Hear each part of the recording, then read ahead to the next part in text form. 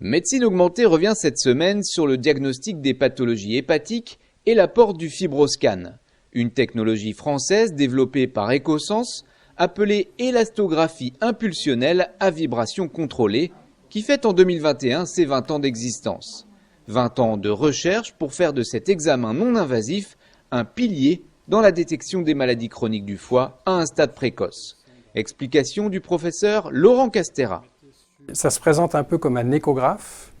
Et en fait, c'est un échographe modifié avec une sonde qui mesure la vitesse de propagation d'une petite pichenette mécanique à travers le foie. Et la vitesse de propagation est fonction de la dureté du foie. Donc en fait, ce qu'on mesure, c'est une caractéristique physique qui est l'élasticité hépatique.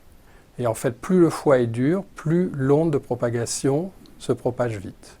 Et en fait, on transforme ça en kilopascal, donc c'est une mesure en fait de dureté. Et les chiffres vont de 2 à 75 avec une normale autour de 5 kilopascal. Et à partir de 10 kilopascal, on considère qu'il y a une maladie chronique du foie. Le fait d'avoir une échelle de valeur très importante, puisque je vous ai dit ça va de 2 à 75, on a en fait tout le spectre des maladies du foie. Ça peut être au début, mais ensuite au cours de la cirrhose. Donc on considère habituellement qu'au-dessus de 15, une cirrhose est assez probable. En fait, c'est une échelle de probabilité. Mais de 15 à 75, effectivement, vous pouvez stratifier le risque parmi vos patients cirrhotiques. Quand je dis stratifier le risque, c'est-à-dire le risque de développer des complications. Les indications sont assez larges puisque finalement, c'est tout patient chez lequel on suspecte une maladie chronique du foie.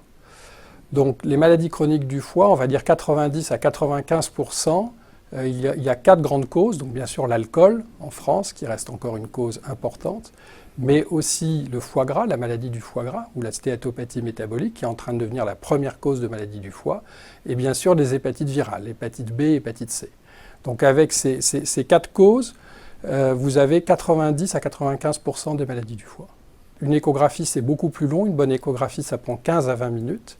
Et c'est des examens complémentaires. L'échographie, elle va permettre, par exemple, de détecter le gras dans le foie, ce qu'on appelle la stéatose. Ce que peut faire également le FibroScan avec une fonction qui s'appelle le CAP, qui permet, elle, de détecter et de quantifier la stéatose.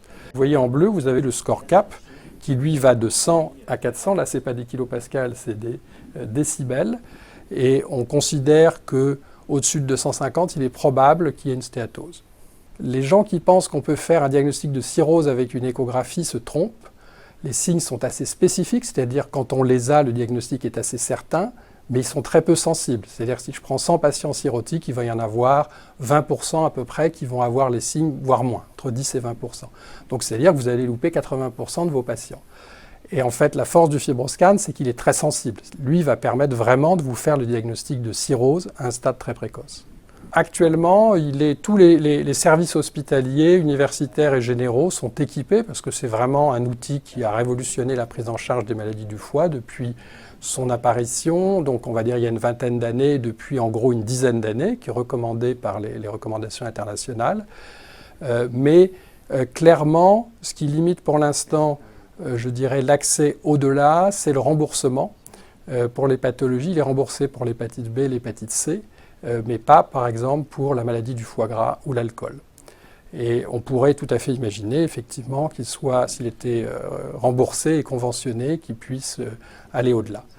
Par ailleurs, il y a un intérêt, par exemple, en diabétologie, où il y a beaucoup de patients atteints de maladie du foie gras pour le dépistage, avec des patients déjà à un stade sévère, ce qui n'est pas fait actuellement pour l'instant. Et puis, bien sûr, en médecine générale, lors d'un examen de santé, chez des patients qui ont des facteurs de risque, c'est un outil qui doit être interprété par un médecin. Les résultats doivent être interprétés, comme toujours en médecine, en fonction du contexte médical, des antécédents du patient, et de savoir si ça va changer votre prise en charge. Par contre, sur le plan technique, ça peut être fait par un non-médecin.